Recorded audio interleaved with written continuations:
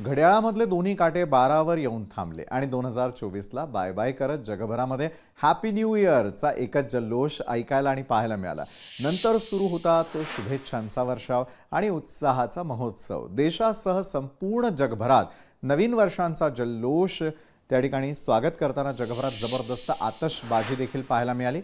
हा सोहळा लाखो लोकांनी याची डोळा पाहिला. ही नयनरम्य दृश्य डोळ्यात साठवतानाच लोकांच्या मनामध्ये 2024च्या आठवणी फ्लॅशबॅक सारख्या समोर येऊ लागल्या. 2024मध्ये आपण काय कमावलं, काय गमावलं याचा लेखाजोखा मनात सुरू होता.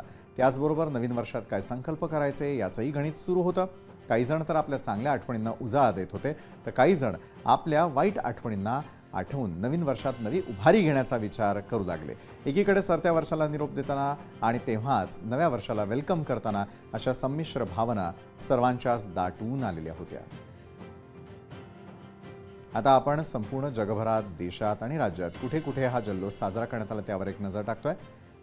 हैदराबादमध्ये देखील आतषबाजी डोळे दिपवणारी होती.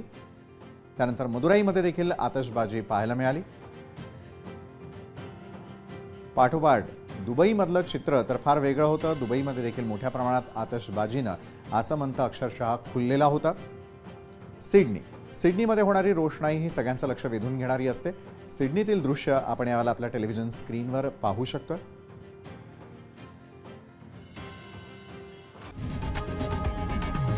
लोकशाही मराठी ऐका, पहा, जागरूक रहा.